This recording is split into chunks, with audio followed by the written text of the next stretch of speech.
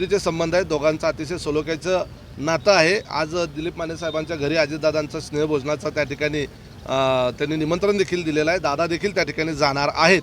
याचा अर्थ त्यांचा राजकीय भूमिका प्रवेश वगैरे याच्या संदर्भामध्ये आत्ताच काही तसा निर्णय झालेला नाही। ओके। काल रात्री गोळीबाराची घटना जी आहे ती झालेली आहे। सत्तेतल्याच एक आमदार आहेत आणि दुसरे शहर प्रमुख जिल्हा प्रमुख आहेत। काय नक्की प्रकार आहे आणि राष्ट्रवादी काँग्रेस कशा पद्धतीने या सगळ्या घटनांकडे पाहते? ही बाब अतिशय गंभीर आहे। सत्तेमध्ये असलेला किंवा कुठलाही सत्तेमध्ये नसलेलाही लोकप्रतिनिधींनी लोकांच्या समोर एक उत्तम असं उदाहरण ठेवायचं असतं।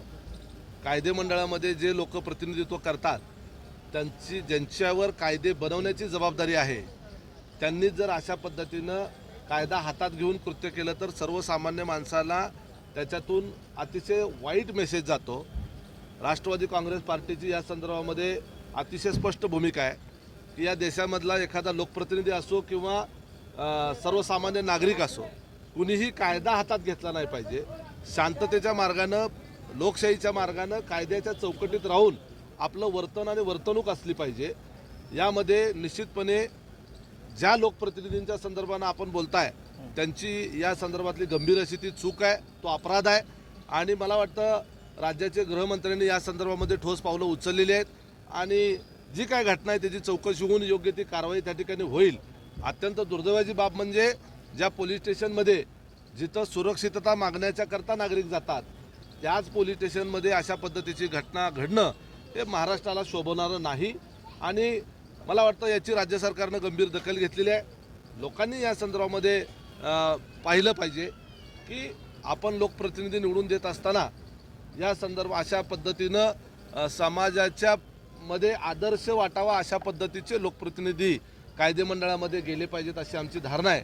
व्यक्तिशः कुणाला कुठल्या पक्षात कोण आहे याच्या संदर्भामध्ये टिप्पणी करण्यापेक्षा सर्वच राजकीय पक्ष असतील त्यातले लोकप्रतिनिधी म्हणून जे कोणी असतील त्यांनी एक साधन सुचिता बाळगण्याची अत्यंत आवश्यकता असते। सुप्रियाताई असं म्हणता आहेत की गृहमंत्री फडणवीसांनी राजीनामा द्यावा, मुख्यमंत्र्यांनी त्यांचा राजीनामा घेतला पाहिजे। अशा पक्षात सत्तेतले जर नेते आमदार असे करत असतील तर हे गंभीर आहे आणि दुसरी मागणी अशी केली की राज्य सरकार बरखास्त करावं अशी मागणी त्यांनी केंद्र सरकारला केलेली आहे। कुठला विषय कुठं जोडताय म्हणावं? सुप्रियाताईंना त्या देशाच्या खासदार आहेत, संसद रत्न आहेत, कधीतरी देशाच्या प्रश्नावर पण बोलत चला आणि यामध्ये गृहमंत्र्यांनी राजीनामा द्यायचा प्रश्न कुठे येतो? गृहमंत्र्यांनी सांगितलं का आमदाराला गोळीबार कर म्हणून? त्या संबंधित आमदारांनी त्यांच्या व्यक्तिगत कुठल्या कारणाच्या करता जे काही गोष्ट केली असेल, आता त्या तुम्ही आम्ही तर गोळीबार झालेला पाहिला नाही आहे, बातमी ऐकतोय पण हे खरं आहे, त्याच्यामध्ये चौकशी होईल, त्याच्यामध्ये पाहता येईल गृहमंत्र्याचा काय संबंध आहे राजीनामा द्यायचा। उद्या राज्यामध्ये अनेक ठिकाणी वेगवेगळ्या पद्धतीच्या घटना घडतात म्हणून काय गृहमंत्र्याला मग दिवसातनं 100 वेळा राजीनामा द्यावा लागेल असं नसतं। निश्चितपणे राज्य सरकारची, मुख्यमंत्र्याची, गृहमंत्र्याची, उपमुख्यमंत्र्याची आणि संपूर्ण सरकारची ह्या राज्यातली कायदा आणि सुव्यवस्था राखणं ही जबाबदारी आहे। परंतु याच्यामध्ये मंत्री जरी असलं काय, केंद्रीय मंत्री असलं काय, सर्वांच्यावर एक मर्यादा असतात। त्या ठिकाणी अनेक वेगवेगळ्या पद्धतीच्या अपराधाच्या घटनांवर जास्तीत जास्त नियंत्रण आणण्याचा प्रयत्न, अपराध कमी करण्याचा प्रयत्न हे देवेंद्र फडणवीस यांच्या नेतृत्वामध्ये निश्चितपणे चाललेला आहे। आपण पाहिलं की क्राईम रेट त्यांच्या काळामध्ये सर्वाधिक कमी आहे महाराष्ट्रामध्ये। त्यामुळं सुप्रियाताईंनी निश्चितपणे या घटनेच्या चौकशीची मागणी करावी, दोषी असतील त्याच्यावर कारवाईची मागणी करावी का उठसूट गृहमंत्र्यांनी राजीनामाच द्यावा आणि सरकार बरखास्त करावं आणि कुणाला बसवावं? तुम्हाला करावं गृहमंत्री, मग बंद होईल सगळं। काही जबाबदारी घेतील का? त्यांनी जाहीर करावं की सुप्रियाताईंनी त्यांना गृहमंत्री केल्यानंतर राज्यामध्ये एकही अपराधाची घटना घडणार नाही आणि घडली तर लगेच दुसऱ्या मिनिटाला राजीनामा देईल म्हणून। संजय गायकवाड यांनी छगन दिले मी कॉल करून सांगा एकच मिनिट आणि तुमचा प्रश्न मोठ्या आवाजात विचारा। नाही, अत्यंत निषेधार्ह वक्तव्य आहे। अशा पद्धतीचं वक्तव्य तुम्हाला तुमचं म्हणणं मांडण्याचा अधिकार आहे ना। कमरेत लात घालायची वक्तव्य आम्हालाही करता येतं, कमरेत काय अजून कुठं लाता घालता येतात आम्हाला सुद्धा, परंतु हे शोभत नाही आपल्याला। आपण लोकप्रतिनिधी आहात, आपली भाषा जी आहे ना ती लोकप्रतिनिधीला शोभणारी असली पाहिजे। तुम्ही लोकप्रतिनिधी सडकछाप गुंड वाटता तुम्ही, अशा पद्धतीनं बोलणं योग्य नाही।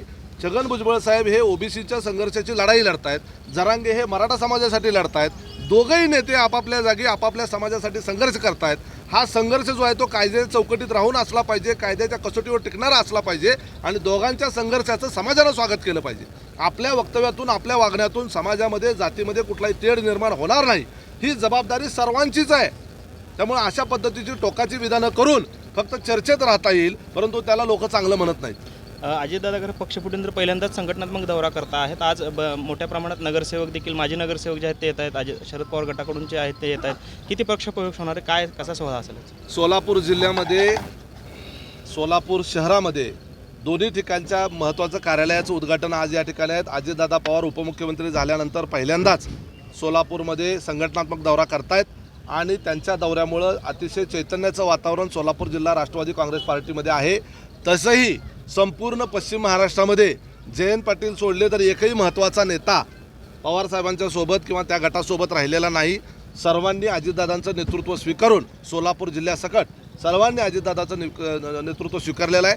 विकास करणारा, काम करणारा आणि झटपट निर्णय घेणारा नेता म्हणून आणि आपलं भविष्य विचारात घेता सोलापूर शहरातल्या अनेक नगरसेवकांनी अजितदादांच्या सोबत राष्ट्रवादी काँग्रेस पार्टीमध्ये प्रवेश करण्याचा निर्णय घेतलेला आहे. आणखी खूप मोठी नावं भविष्यकाळात देखील आपल्याला त्या ठिकाणी पाहायला मिळतील. उद्याच्या काळामध्ये महानगरपालिकेमध्ये राष्ट्रवादी काँग्रेस पार्टी एक हातानं सत्तेत येईल एवढी ताकद या शहरामध्ये तयार होऊ शकते. अशा पद्धतीचे प्रवेश आमच्या पक्षामध्ये भविष्यकाळात होणार आहे.